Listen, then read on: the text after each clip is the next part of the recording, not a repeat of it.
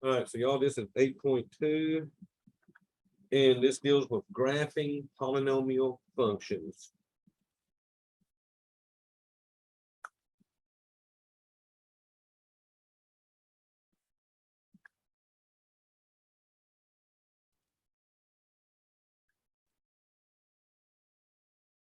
Okay, so to start this section off, I want you to recall the degree. So remember, the degree of a polynomial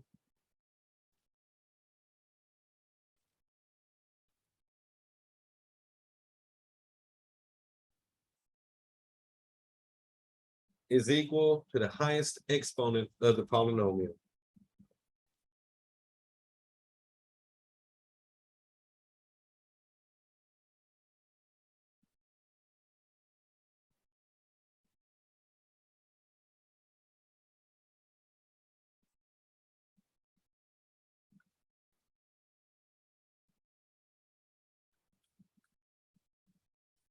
Okay, so let me hit you off this example. If f of x equals 5x to the 12th minus 3x to the 7th plus 4x minus 5. So y'all, what is the degree of that polynomial?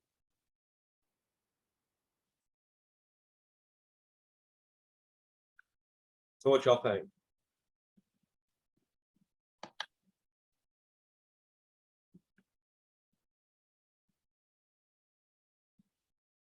Oh, I'm scared. Is it 12? It's 12. There you go. I was scared. Yeah, so that's the highest exponent, so that's the degree. So these problems we got coming up, you want to know what the degree is so you can use the little steps to figure out these things we want to know. So the first thing we can tell by the degree is the maximum real zeros. So remember, the zeros are basically the solutions to these equations when we set them equal to 0.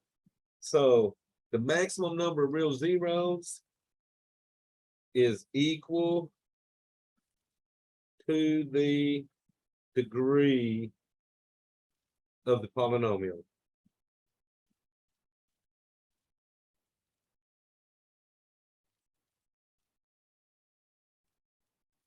So this had a degree 12, so that means it would have 12 maximum real zeros. Now, 12 tells you how many zeros it's going to have. But what they mean by the maximum number of real zeros is you could have 10 real zeros and maybe 2 imaginary. So it just tells you what is the maximum number of zeros you can have, and that equals that degree, so that would be 12. Now, maximum x-intercepts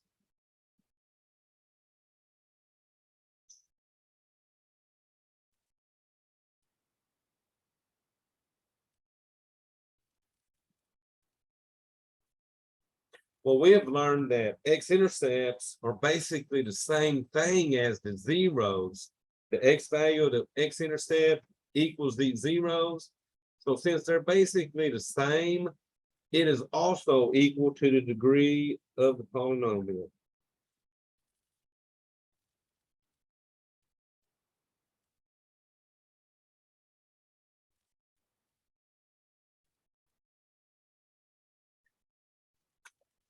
All right, I keep getting people coming in. Let's see, Jackson.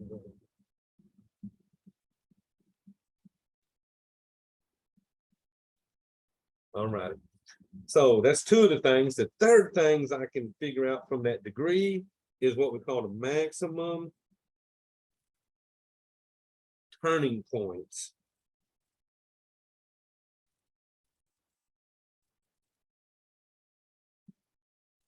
So when we was doing our x squared graphs, so the x squared graphs, remember, they made a parabola. So this parabola turned one time. So the number of maximum turning points depends on the degree. And it actually equal to the degree minus 1. So we had a degree 2 here, subtract 1 from that, that means that graph turns 1 time. If you had an x to the third graph, x to the third graph would go up, turn, come back down, turn again. So you always subtract 1 from the degree to see what is the maximum numbers of turns that it will do. So what happens, depending on the multiplicity, the exponents, sometimes you got the same 0 happening because you might have 2 factors that are x minus 3. So although you had a high exponent for the degree, it might not turn exactly that many times. But this is how we can tell the maximum number of turning points, okay? So we're going to do a few examples working with this right here, okay? So for these examples, we're going to find the maximum number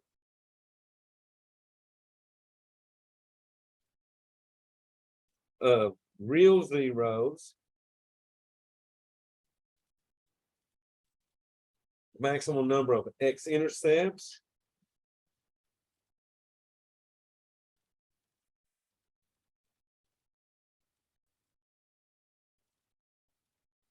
and the maximum number of turning points.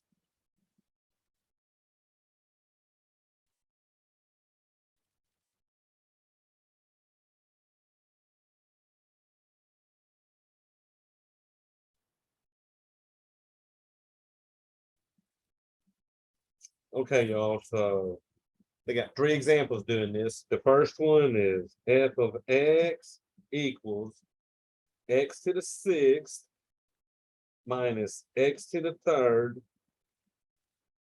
plus 4. So we're going to find our maximum real zeros,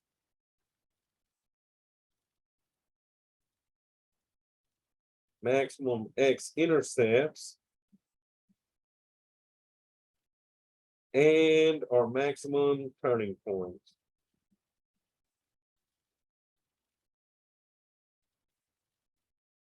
So anyone want to take a crack at this one? So the maximum real zeros is what? Would it be 6?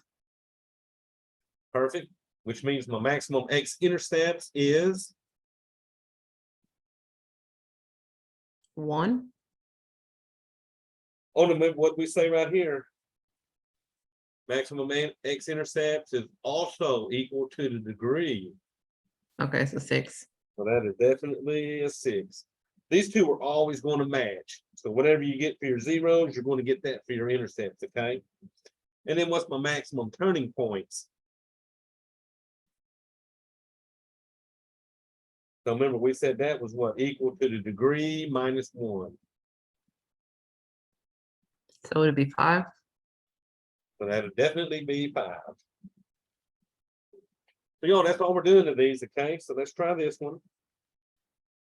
F of x is going to equal x to the 12 minus 4x to the 4th plus 9x minus 5.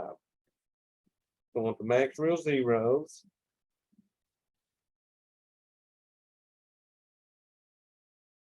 max x-intercepts, and the max turning points. All right, y'all, so the maximum real zeros.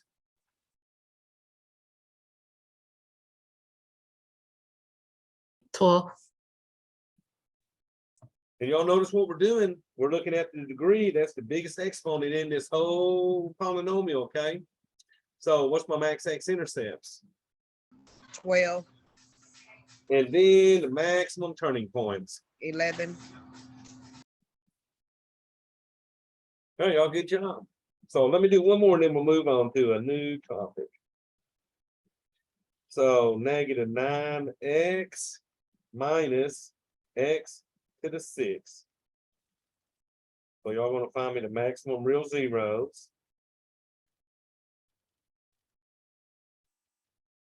Maximum x-intercepts.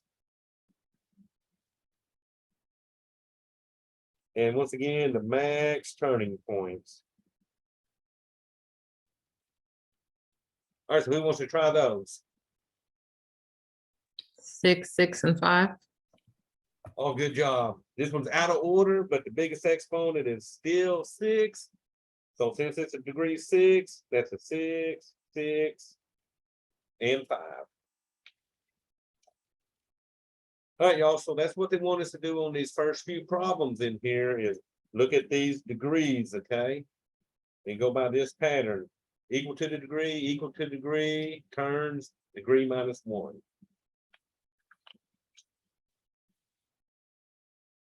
All right, y'all. So last week we made a chart for end behavior. Can you move the paper down a little bit? Whoops, let me go up. Are y'all able to see it now? Yes. In behavior. Okay, so we looked at the degree. And we looked at the lead coefficient. So the degree we said could be even or odd. The lead coefficient could be positive or negative. So it gave us our little chart here at what the end behavior would look like. If it was even and positive, both ends went uphill. And if it was an even degree with a negative lead coefficient, it flipped it over. And y'all remember the lead coefficient is the number in front of that leading term. And the leading term has the highest exponent also, okay? So odd, we said they went uphill left to right. And if that lead coefficient was negative, it flipped it over and made it go downhill left to right. So we need to know our end behavior to pick which graph we're going to look at. Now, sometimes they give you two graphs that might look the same. So things that I'm also going to look at.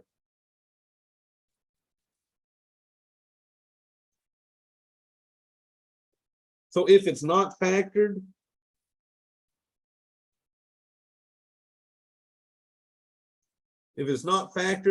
I'm going to look at the y-intercept.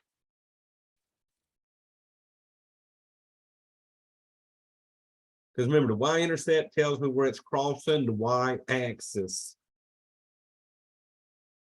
And the y-intercept of a polynomial is always equal to the last number. So it's equal to the last number.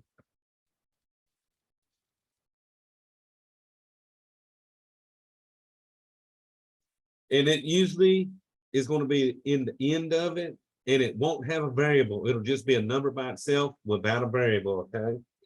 Now, if it is factored,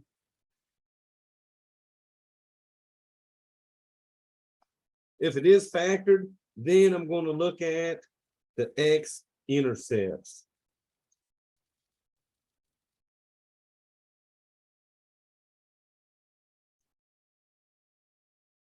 Well, that's the L right there, y'all.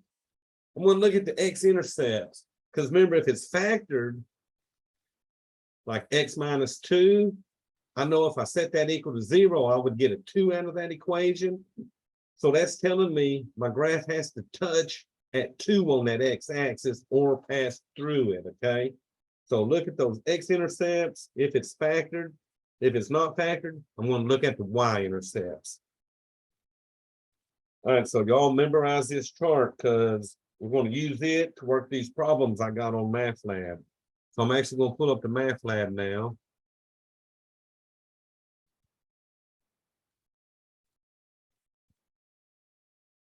So notice A is both ends going up, B is going downhill left to right, C is both ends are going down, and D is going uphill left to right. So knowing that chart we just made, they're giving me the function f of x equals 1/5 x squared minus 4. Which one of these 4 graphs has to be the graph for that polynomial? And y'all, I'm only looking at 2 things. I'm looking at the degree of this polynomial to see whether it is even or odd. Would it be A? Okay, because let's see, 2 is my degree, which is even. 1/5 is positive, so good job. When it's even and positive, both ends will go uphill, so you would pick A.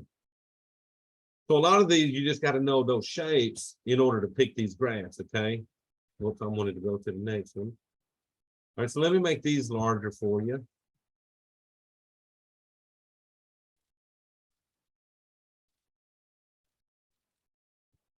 So A, both ends are going down. B is going downhill left to right. C is going uphill left to right. They're giving us f of x equals x to the 5th minus x 4th plus x squared plus 10. A, B, or C. Is it C?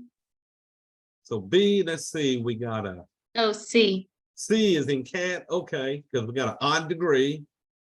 A positive 1 in the front, so that's going to go uphill left to right. Good job. Oh, they ain't really bad if you got the chart. Now I do have some coming up, like this one. We'll make these larger.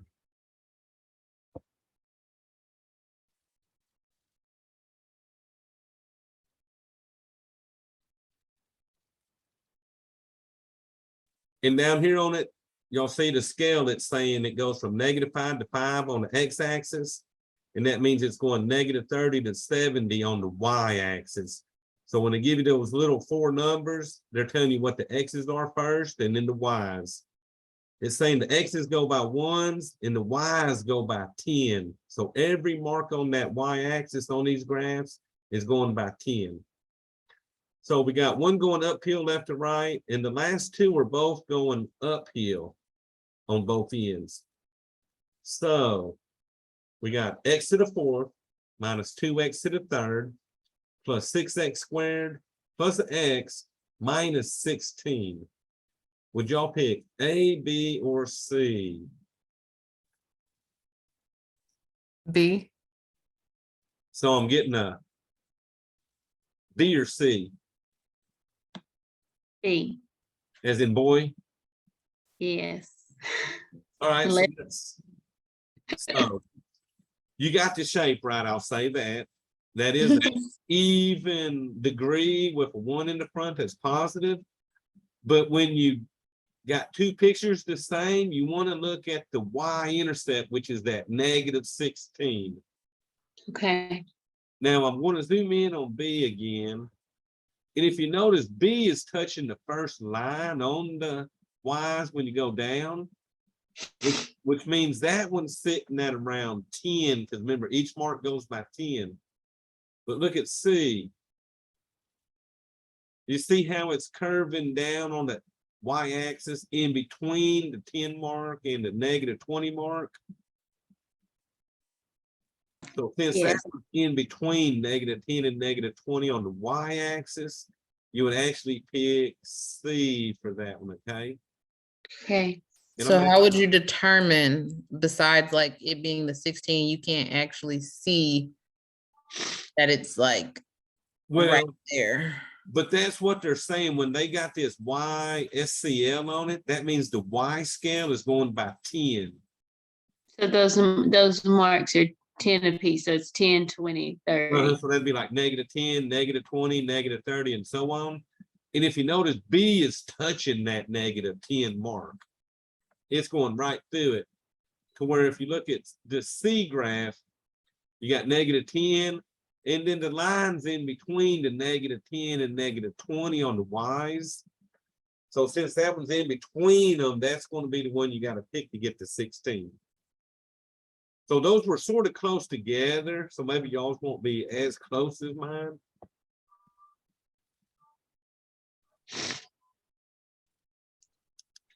All I'm right, sorry, let's which see. one was it? Was it B? C. Let me It go was back. I C. think it was that It B. was C. It was C. Thank you. Okay. All right, so I'm gonna increase these just a little bit while y'all think about which one it might be.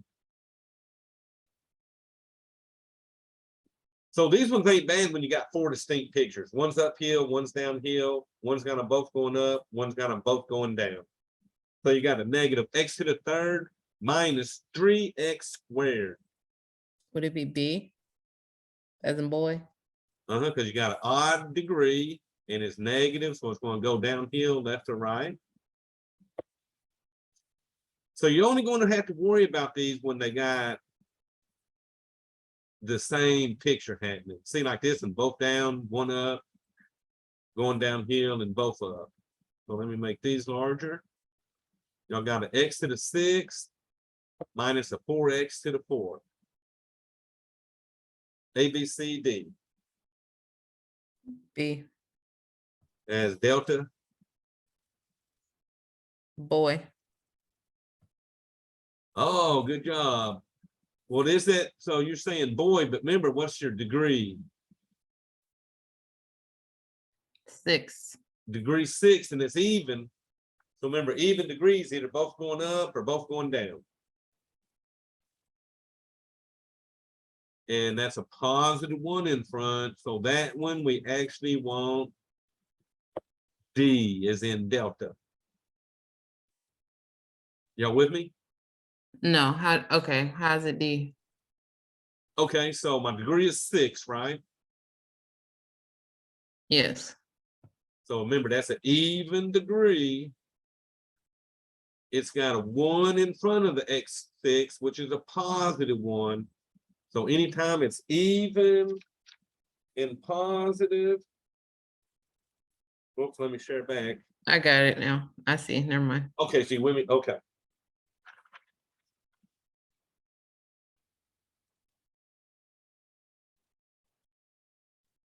Now, they might have a lot of little humps in the middle, but that's because they could remember this one is an x to the 6th. That thing could turn 5 times in there, okay?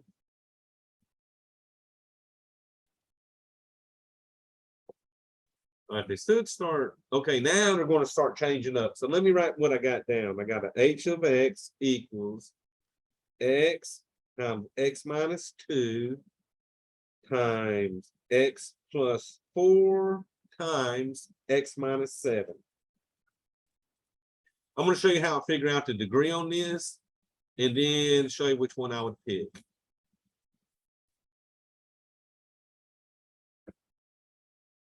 So when you got one factored like this, to get the degree is going to equal all the x's multiplied together.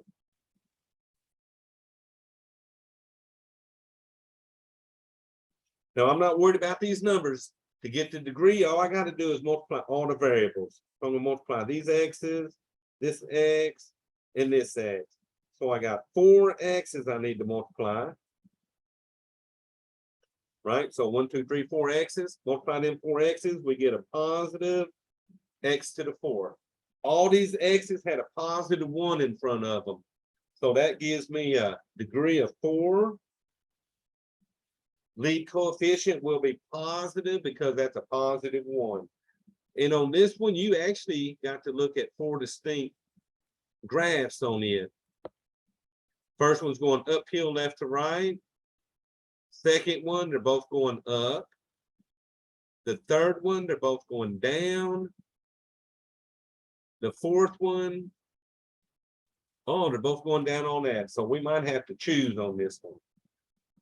So that was an x to the 4th. And it's positive. So do I want A, B, C, or D? B? As Is it in A boy? or, yeah, A or B? As in Oh, boy. I like B the best because remember, B has both the ends going uphill. So let me zoom in B just a little bit more. So yeah, the far right end and the far left end are both going uphill, it looks like. So go with B and move on. Now A has to be for an odd exponent, okay?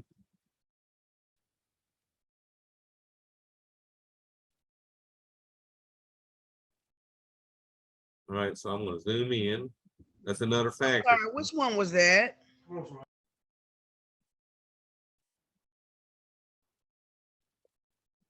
Say again?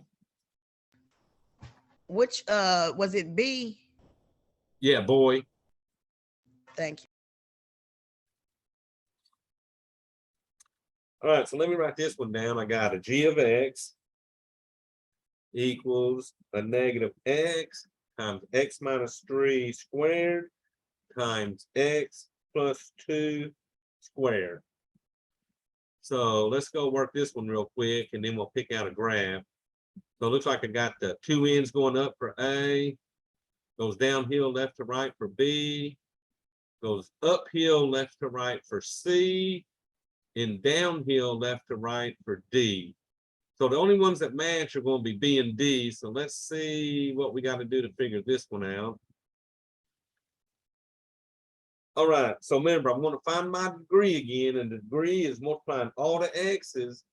But y'all, here's the thing. Since you got these exponents, this one is really like a negative x times the x minus 3 times the x minus 3. You got to write that one twice. And then the x plus 2 times x plus 2. You had to write that one twice. So to figure out my degree, I'm going to multiply all the x's together. But this time I got a negative x times the x times the x times the x times the x. So since this first x was negative, that's going to make this whole thing negative. X, so I had what, 5 x's? So that'll give me a negative x to the 5th. So that's going to be my degree and my lead coefficient. So I'm going to have an odd degree, negative lead coefficient. But remember, since I had two pictures that look the same, I'm going to look at the zeros. This x minus 3 factor, if you set it equal to 0 and solved it, well, you would add 3 to both sides so that x is 3. So that means one of my zeros is 3. So it's got to touch that 3 or go through it. The second 0, I would play with the x plus 2 and set it equal to 0. So y'all, on that one, we would subtract 2 and get x is a negative 2. And then the third 0 was the negative x. If you set x equal to 0, remember the single variables always equal 0. So that's what this x would have gave me. So that would be my third 0. So now, let's look at the graphs. We got an odd degree with a negative lead coefficient, and we know it's got to go through the 3, negative 2, and the 0. So I'm going to go back to the math lab.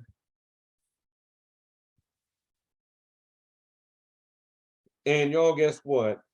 Odd degree, negative lead coefficient goes downhill left to right. So B and D both go downhill.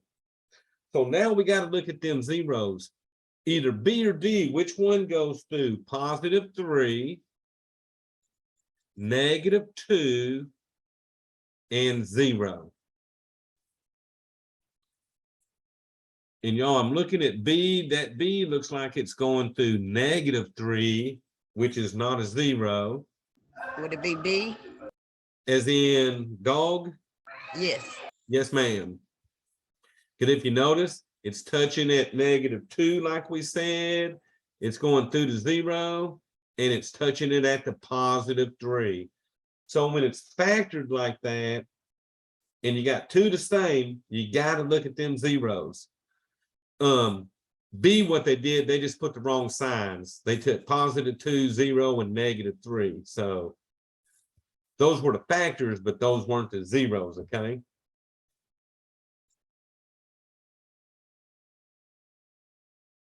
All right, so let me make this one bigger. So the one I'm going to be worried about again will be B and D, because A is going downhill left to right. C is both ends going down, but y'all, B and D are both going uphill on both ends. So let's see what we got. We got x minus 3 to the second.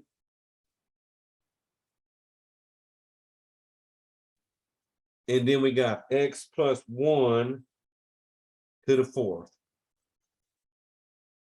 So let's figure out our degree and maybe the zeros, and then we'll be able to pick out which one we got. All right, so my degree for this one, remember that's a x minus 3 squared twice. And then a x plus 1 4 times.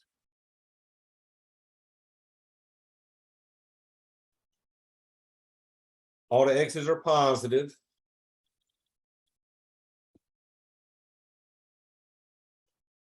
So since all the x's are positive, I multiply what, 6 x's together? Which will give us a positive x to the 6th. So we know it's going to be positive, even degree, positive lead coefficient. So I would look at these zeros here. And I've only got two numbers to worry about. The x minus 3 factor, that's going to give me a 0 of a positive 3. And notice the zeros are always opposite in sign than those factors, okay?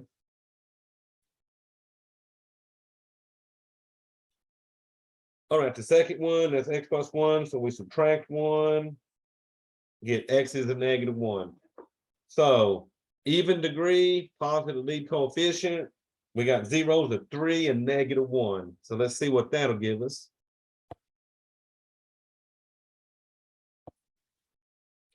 And you know, in most of these, when they got two of the same graphs, it's going to be one or the other of them two graphs. All right, so even degree, positive lead coefficient, both ends will go uphill. So it's got to be B or D. So which one has a 0 at a positive 3 and a negative 1? B. B. So it looks like boy. Y'all saying B is in boy. So that Yeah. is definitely the right answer. All right, y'all. So the last one in this section. So let's see. So A is downhill, B is uphill, C, both ends are uphill, and D is uphill. So we got two possibilities that are matching, and it's B or D. So let's see. We got an odd degree, positive 9 lead coefficient. So that's going to cause it to go uphill, left and right. So do you remember what I looked at when they had the same graphs and it was not factored?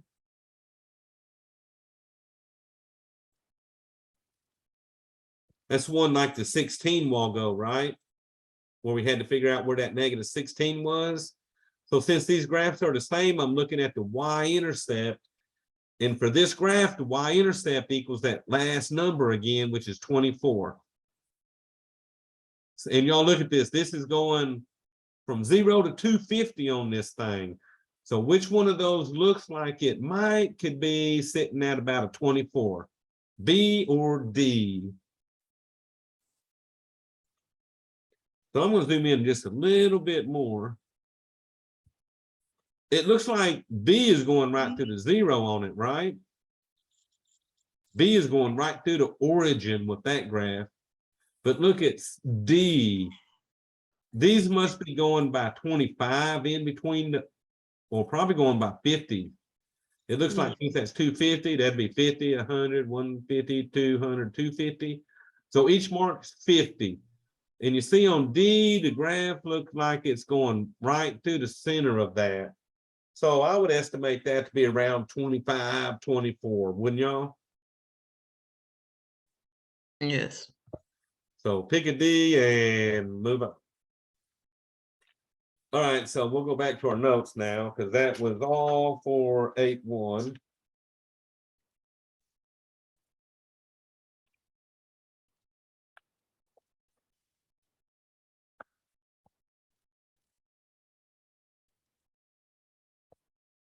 So you only had a few you have to worry about, and that's when they got them duplicate graphs, and you got to figure out, am I looking at the y-intercept? If it's not factored, if it's factored, then you look at those zeros, okay? All right, y'all, so now 8.3. This is polynomial division.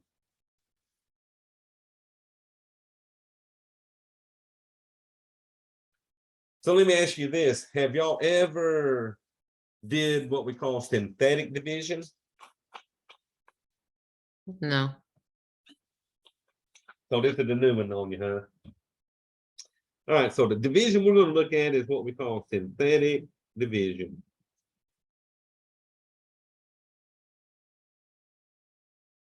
And we're use this really in place of not having to do long division.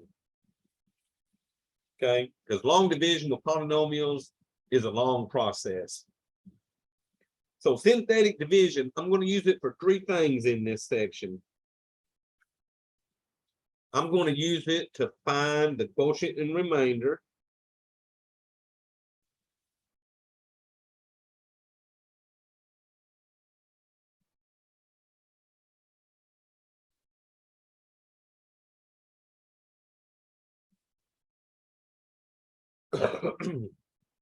I'm going to use it to find function values.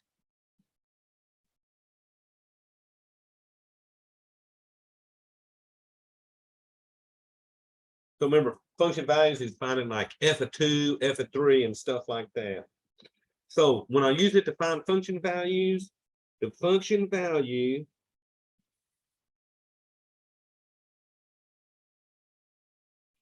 is equal to the remainder. So say I wanted to find f of 3, I'm going to do my synthetic division. Whatever that remainder gives me is going to be equal to that function value. The third thing we'll use it for is to determine if a number is a 0.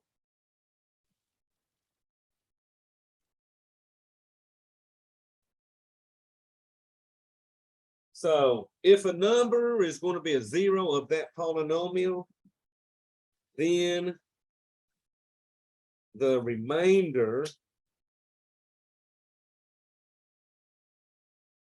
of synthetic division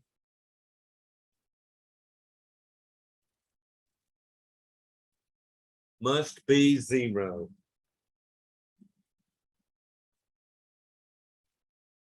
So what this is doing, this synthetic division is going to give us tools later in life when we hit 8.4, so that I have a way to check for the zeros of the polynomial, okay? So we're going to really use synthetic division a lot in the future. Now, the quotient and remainder part of this, that's for the support. The support has 3 problems, and they're dealing with quotient and remainder. The function values and determining if a number is 0, those are both for the college algebra. Okay.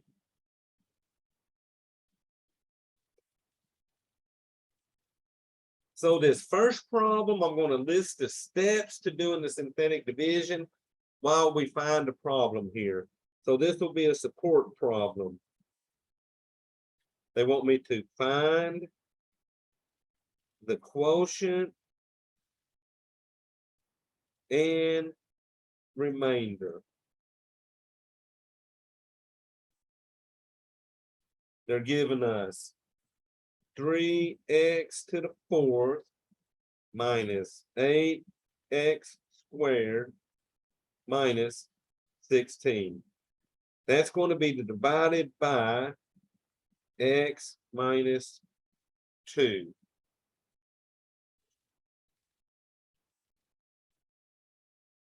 Over here, we're going to write the steps that we got to do for this, okay? So y'all, the first thing you want to do is write out the coefficients of the polynomial.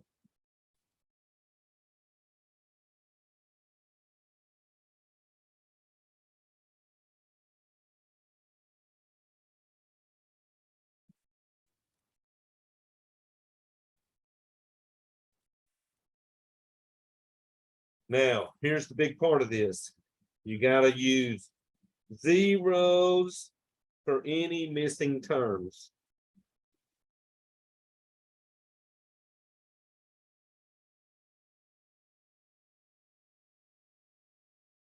Oh, and I didn't see that chat. Let me pull this chat up and see what's on it. Also, you actually did synthetic division. Good job. Yeah, I like it too. So you're going to write out the coefficients of the polynomial, use zeros for any missing terms. What that means is this polynomial starts out with a 3x to the fourth, and then it goes to a negative 8x squared. We're missing the x to the third term. So I would use a 0 in its place. Then I go to the negative 8x squared. From there, I go to the negative 16. I'm missing the x term. So any missing exponents, I gotta put zeros in those places. So y'all, let's write out the coefficients. We got a 3, a 0 for the x to the third term,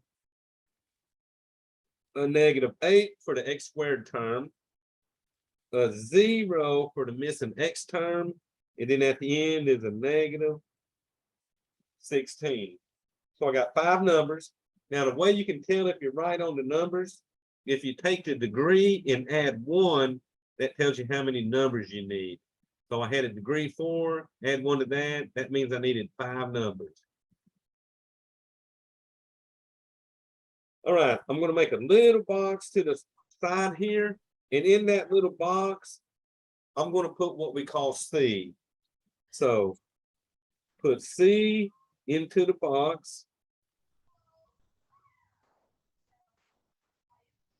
Now here's the say Mr. again. Nick, Do Now, we take? here's the do thing we on take- this. Hello, If it's given in the form, I hear you. hello. hello? Yes, I had a question. Okay. Do we add a degree to the leading term or just the first? I mean, Oh no, that just tells me how many numbers that I need here. I know, so. It's always the leading term. So if you got Okay, yeah. 4, so Okay. add 1 to that term and it'll give you 5 numbers, okay? Always the leading term, right? Always the leading term. Okay, Mhm. All right, so here's the thing. If it's given in the form of x minus c, then c is opposite in sign.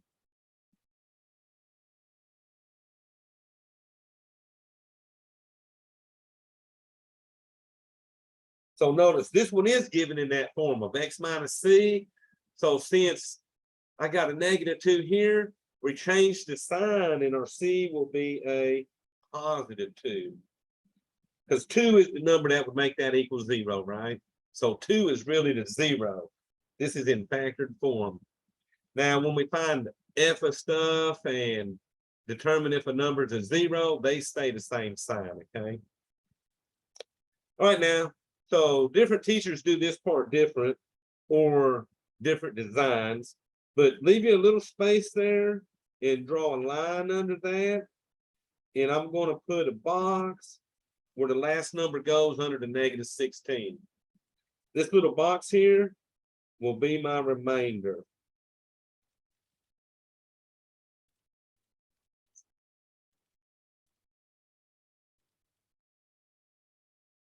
All righty, so here's the trick. You bring the first number down.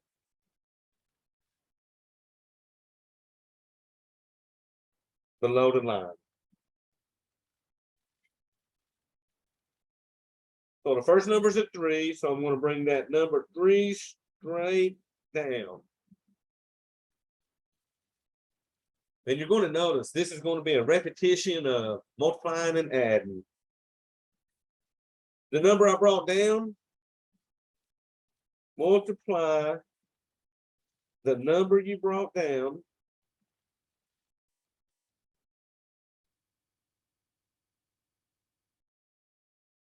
by C. So I brought down a 3. My C is 2. So I multiply 3 times 2 and I get 6. 6 goes in the next column. So put that answer under the number in the next column.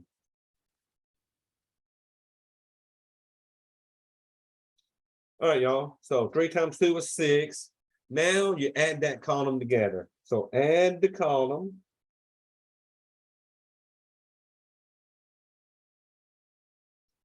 So you're going to add 0 and 6. That's going to give you a 6. Repeat the multiplying and adding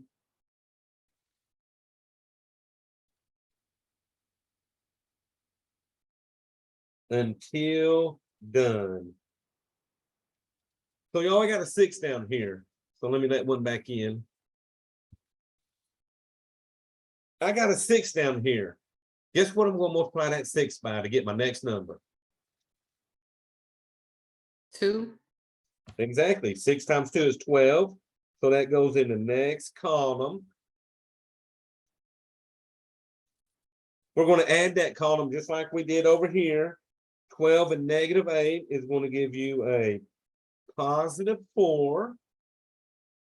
So y'all, what number is about to go under the 0? 8. Because 4 times 2 is 8.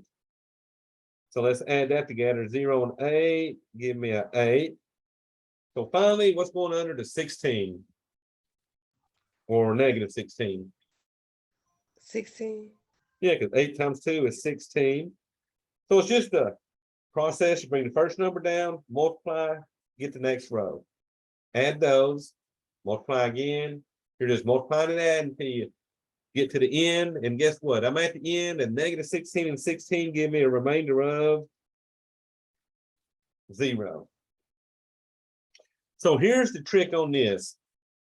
For the support part, when they want me to find the quotient and remainder, these numbers are the quotient. The one in the box is the remainder. Now, to write the quotient as a polynomial, we start 1 degree less than the original polynomial. So write 1 degree less than the original polynomial.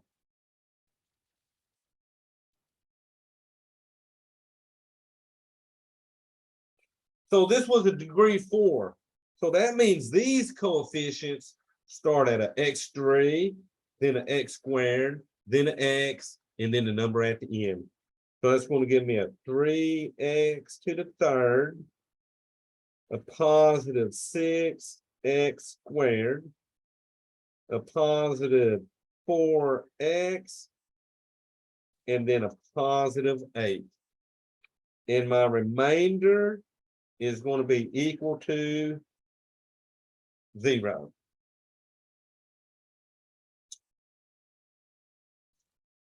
So not too bad. Just remember, when you're doing it for the support and they want the quotient, it's all the numbers under the line, and they start out 1 degree less every time, okay?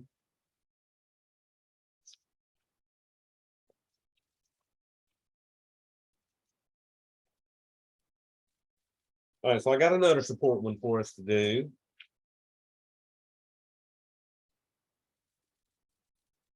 So once again, we're going to find the quotient. I'm sorry. Can we go back for 2 seconds?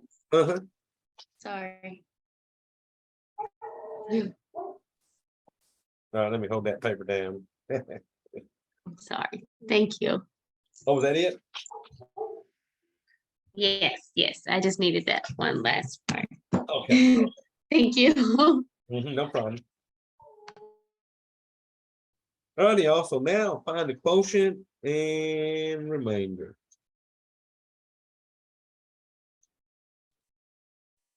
So this time we're given c to the third minus 8c squared plus 32c minus 11. We're going to divide that by c minus 4. And y'all look at this, a degree 3. So I add 1, that tells me I need 4 numbers. And I got all four of my terms. There's nothing missing. I got a c cubed, a c squared, my c, and then my constant number. So none of those are missing. So I'm going to write my coefficients 1, -8, 32, -11. All right, I'm going to leave me some space and draw my line and box off my last one. So y'all, over here is my c. What would I put for my c, do y'all think? +4. +4. So once again, it's in factor form, so change the sign of that and bring it out. All right, y'all, so here we go. We're going to bring the first one down. All right, so we're going to what? Multiply 1 times 4, put that number under that -8. So 1 times 4 is 4. Add that row together. -8 plus 4 give you a -4. All right, to get the next number, I'm going to multiply -4 times 4, get a -16. All right, y'all, so 32 and a -16 is a +16. Multiply that by 4, gives me what, 64? And 64 and -11 give me a remainder of 53. So here, y'all can give me the quotient and remainder. Anyone want to try that?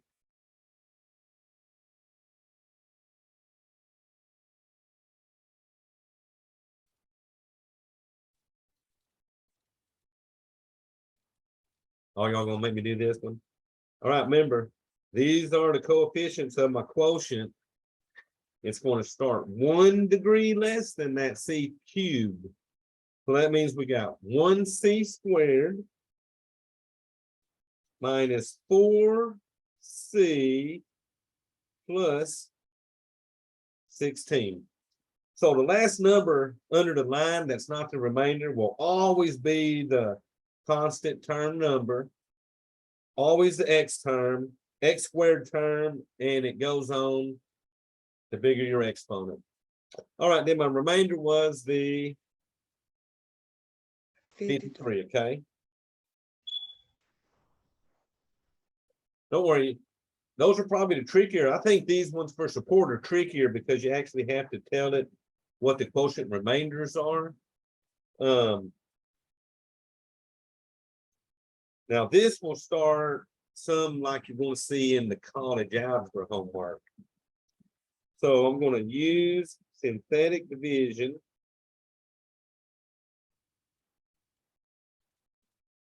to find f of 1, f of -5, and f of 6.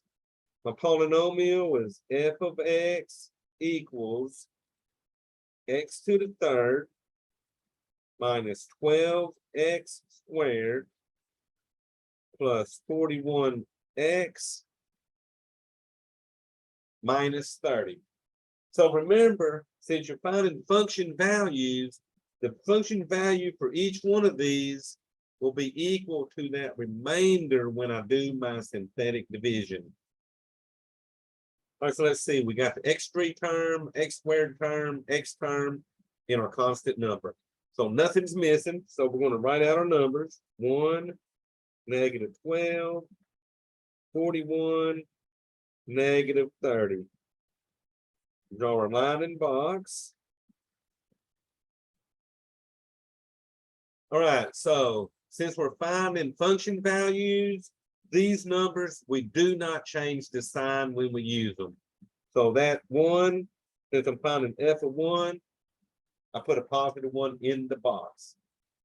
So we're only changing them when they're factored like we had up here, okay? All righty, y'all, so guess what? Bring the 1 down. Multiply and start adding until we get done. So 1 times 1 is 1. -12 plus 1 is -11. -11 times 1 is -11. 41 negative 11, give me 30.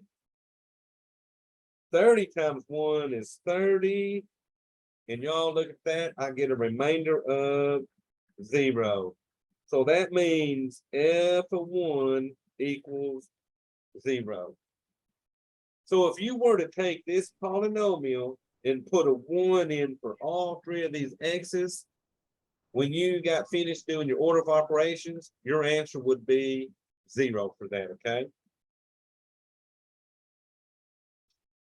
All right, y'all, I'm going to do the negative 5 next. So my numbers are the same, 1, negative 12, 41, and negative 30. Draw my line in my box. And then my C this time is a negative 5. All right, same process, bring the 1 down. 1 times negative 5 is negative 5. Negative 12 and negative 5 give me negative 17. And you just got to watch for these signs, because now a negative times negative is going to make this a positive. Let's see. 85. So that'd be what, 85? All right, add those together. 126. And then finally, a positive 126 times negative 5. Oh, that's going to be a negative something. Let's see. Negative 630. 630.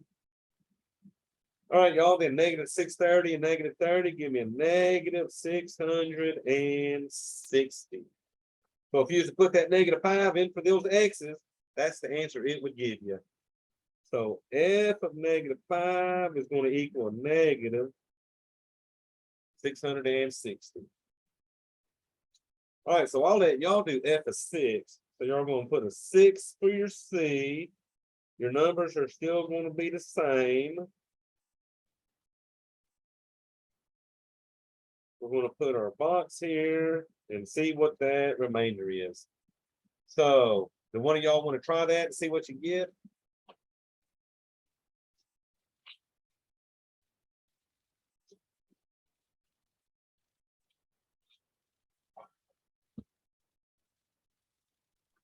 So it'd be 1, negative 6, 5, and 0. All right, so let me see. You brought the 1 down. 1 times 6 was 6. So that gave me negative 6. Looks like you multiplied that by 6 and got me what? A negative 36. That gave you the 5. 5 times 6 was 30. And you got a 0. So since you got a 0 for the remainder, that means f of 6 equals 0, okay? So that wasn't too bad, was it? Nah.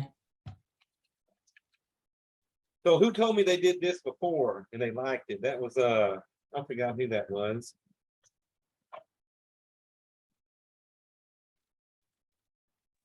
It was me. Okay, so that how you remembered it? Yeah. All righty, let me turn this paper over and flip it up again. So for this next one, I'm going to use synthetic division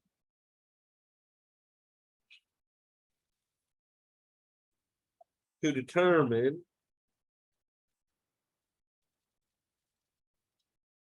if negative 5 and 2 are zeros of f of x equals 3x to the third plus 10x squared minus 19x plus 30. So we got to do this twice and check each number. We're going to check negative 5 first and then 2. And since I'm using this to determine if they're zeros, I don't change those signs on those, okay? So this will give you like a yes, no answer, no, yes, both yes, or both no. So let's start out with our negative 5. So remember, if they're zeros, my remainder better be 0, okay? So y'all, we got a 3, 10, negative 19, and a 30.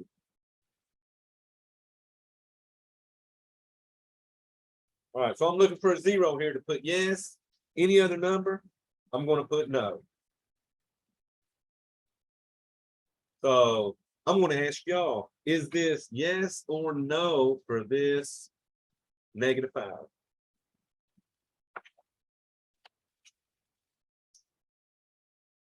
Yes. Okay, so let me verify if she's right. So you bring down the 3. 3 times -5 is -15. 10 and -15 give you -5. -5 is 25. 25 and -19 is 6. Oh, good job, because 6 times -5 is definitely -30. We got a 0 remainder, so that definitely made that a yes. So now, check my 2 for me. So you still got a 3, 10, -19, and a 30. So see if y'all get me a yes or no on that one.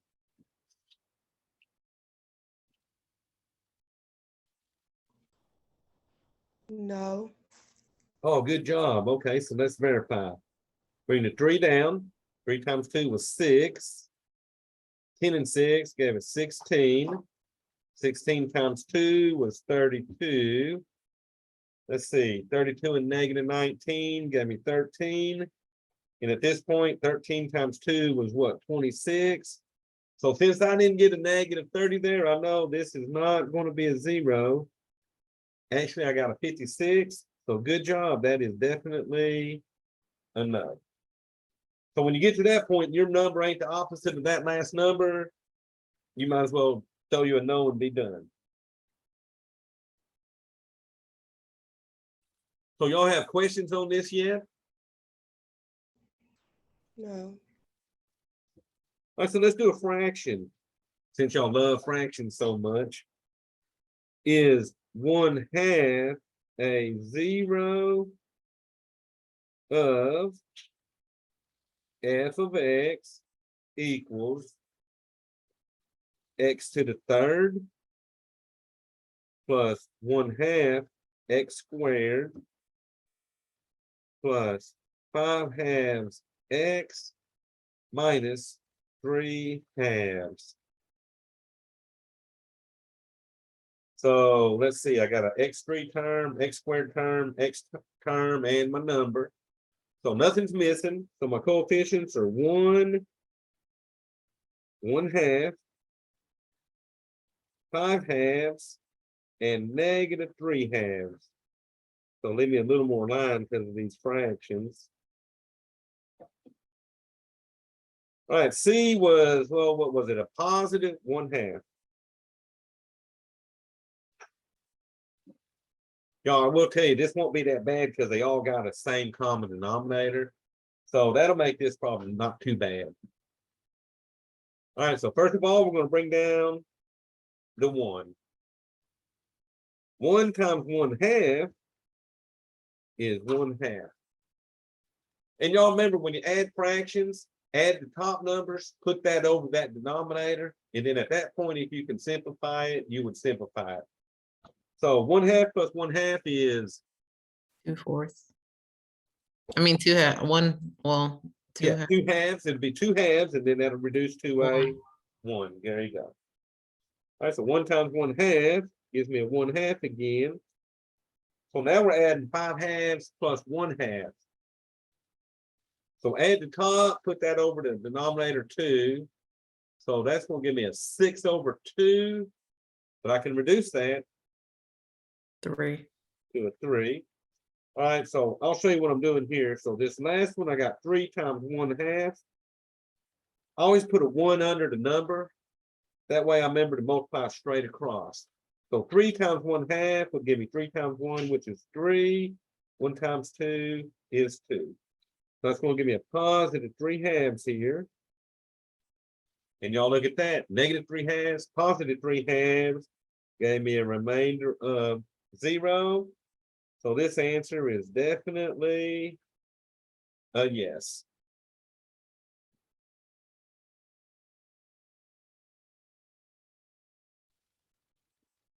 All right, so those are the ones you're going to see in college algebra. You're either going to find function values, or you're going to determine if these numbers are zeros of those polynomials. So before I let y'all go, I wanted to do one more support, because this one has you do the remainder in a different way. So support, I'm going to find the quotient and remainder.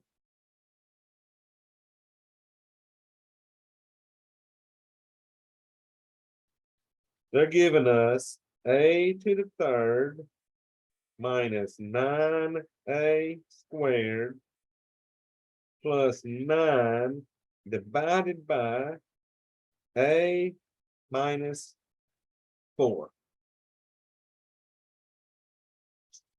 So I got an a to the third term. I got my negative 9a squared term. I'm missing the a term, but then I got my number at the end. So remember, 3 plus 1 would mean I need 4 numbers, and they're only giving me 3 terms. So my numbers would be a 1, negative 9. Since I'm missing my a term, that's going to be a 0. And then my constant number is a 9.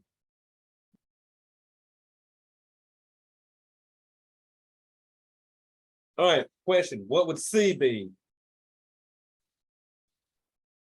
+4. Positive 4. So there you go. It's always opposite in sign when it's factor. All right, y'all. So let's find us a quotient and remainder. So bring down to 1. 1 times 4 is 4. Negative 9 and 4 give me a negative 5. Negative 5 times 4 is negative 20. Plus 0 gives me a negative 20. And then finally, that negative 20 times 4 is a negative 80. Negative 80 and 9 give me a negative 71. So first, I want to see if y'all remember, what would my quotient be? A squared minus 5a minus 20. Good job. Now, here's where they do different with the remainder. And this one will have an A, B, C, D choice. But the way they did the remainder, they put a plus, and then they take that remainder, negative 71, and put it over what they divided by, which is the A minus 4. So they wanted you to see that you could also write the remainder as part of the polynomial if you take the remainder and put it over what we divided by, which was that A minus 4.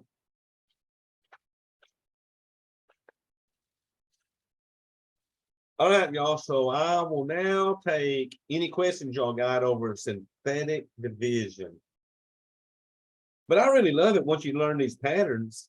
Bring it down, multiply, add, multiply, add, multiply, add, and be done.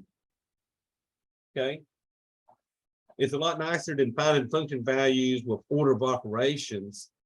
Because woo, some of these exponents get big. It's hard to figure out what numbers are times themselves when you got big exponents.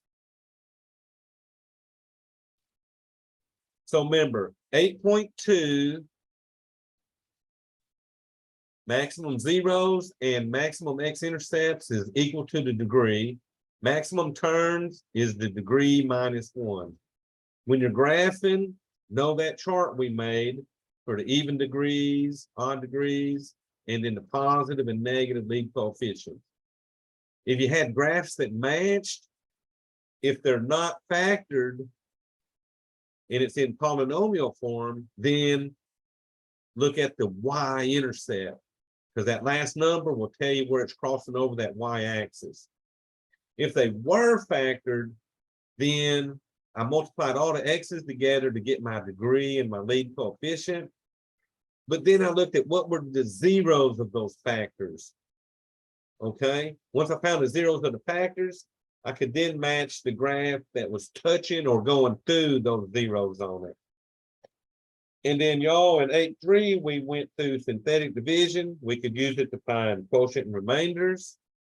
We used it to find function values, and we used it to determine if a number was a zero or not, okay? So y'all play with that. What we'll do next class is 8.4, and we'll only be doing one section next class because it's a longer section, okay? So it has us doing a lot of things. So 8.4, we're going to go through foiling. We're going to foil real numbers. We're going to foil imaginary numbers. And we're going to do a lot of foiling on some of these problems. Then as I go through 8.4, we'll start using synthetic division to find all the zeros of a polynomial. And then it ends with showing you ways that we can tell all the possible zeros that might come from a polynomial. So 8.4 is going to really focus on some more zero stuff, okay? All right, y'all, so let me stop my share and I'll look at any questions y'all might have. So any questions over this material today?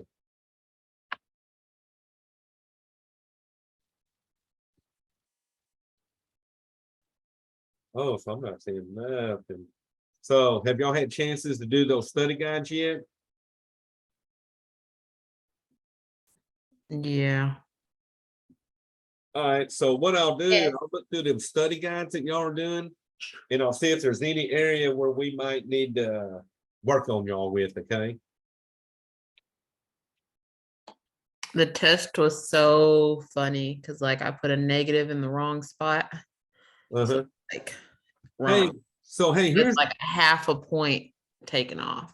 yeah, so here's the thing. Look at your results when you get that test, because it'll show you what you're missing and why. Email me and I will look at it, because I can change those things, okay? Got it. It's the word problems for me. Like the. We're gonna work on word problems. I'll look at y'all's things, and if you got me, I'll bring examples of doing the ladder and the wire, and I'll try to get y'all fixed Wednesday then. Okay, Awesome. Hey y'all, Thank check this you. out. If you're doing a test and you accidentally put it in parentheses, but you got the right numbers, let me know, I can fix that. Or if you put the numbers and you forgot to put it in the parentheses. They're really picky on those, and they'll mark the whole problem wrong if you do parentheses when you shouldn't, or you do when you shouldn't, or whatever. So, And then make sure what you guys is decreasing and increasing, you put them in the correct spot. Mine are flopped and it's like, no, wrong. So yeah. yeah, so so do you go back in and just look at those, or we gotta tell you, can you just look at? so yeah, really, No, I because look you at have a them when million people do. students. I look at them mainly when people are failing them. But if you got a 94 and you see that you accidentally left them with parentheses off or something, let me know, okay? Okay, Also remember the bonus will be due by Sunday also. So I sent that in an email last week. yes, you. That was going to give you more practice doing those, I think it was a wire or something. So let me make a note. So Wednesday, play with the word problems. So I'll find some examples of those. And then, oh, that's probably the worst thing on that test. How about that difference quotient? Were you good at that? I think it's okay. Yeah, that was, remember, the f of x plus a Plus, yeah, minus f of x over 8. That is not too bad if you just remember a few of them steps we did. So, all right, so Sylvia, looks like I need to figure out a couple word problems for us. I mean, it's like if the antenna is 6 feet tall, and then Yeah. I'm like, why? Why? Uh-huh. So, yeah, so I'll bring some of those and we'll knock them out too, okay? Okay, thank you. Alrighty, so let me see, I'll stop that recording.